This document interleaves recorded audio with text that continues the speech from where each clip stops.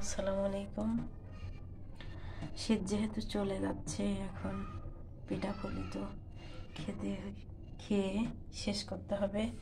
এজন্য বাড়ি থেকে, গ্রাম থেকে এই যে ঢেকিতে চাউল কুড়ি করে আনছিলাম,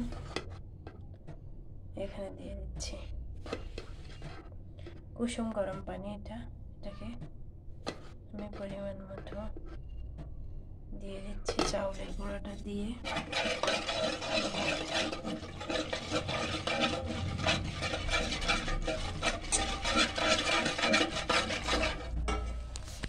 এখানে দিয়ে দিচ্ছি ময়দাটা দিলে হবে কি, পিঠাটা সফট হবে এবং আমি 2-4 দিন রেখেও খেতে পারবো। পিঠাটা সফট থাকবে।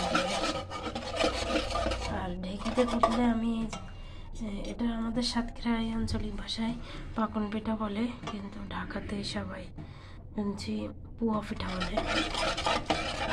তো এটা তৈরি করবো। যে এখানে লবণটা বাকি ছিল,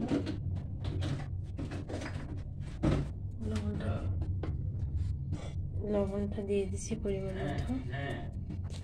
তো দেখতে থাকুন সবাই।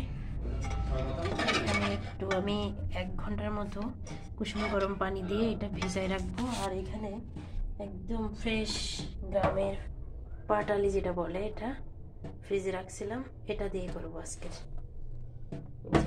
এখান থেকে আমি আমার পরিমাণ মতো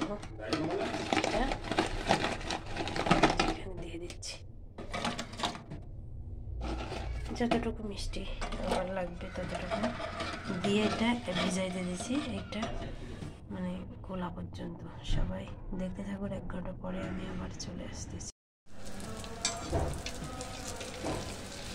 জলের মতো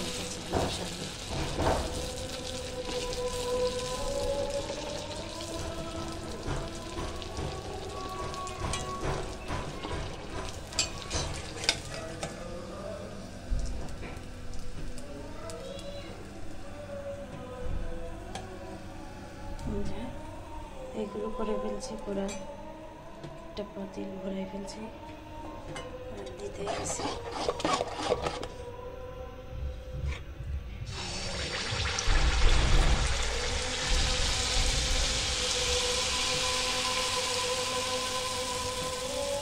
দেখেন মাশাআল্লাহ, একবারে পুরা একদম পিঠা এরই বলে।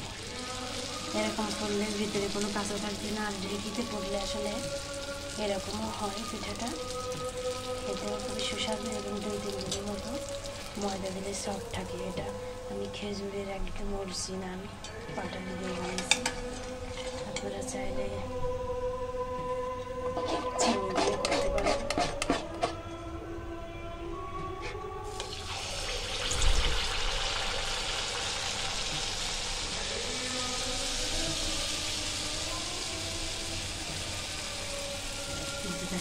একদম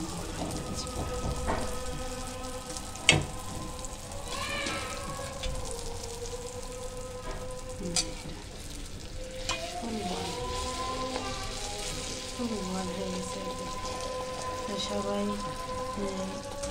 বাসায় সিদ্ধ চলে যাচ্ছে, না খাইলেও পারতেছি না। যে সব কিছু একদম সফট হয়েছে। দেখেন ভিতরটা ছিঁড়ে দেখাচ্ছি, যে একদম কাঁচা নেই কোনো। তো সবাই ভালো থাকবেন আর আমার চ্যানেলটি সাবস্ক্রাইব করবেন, বেশি বেশি শেয়ার, লাইক, কমেন্ট করবেন। আল্লাহ হাফেজ।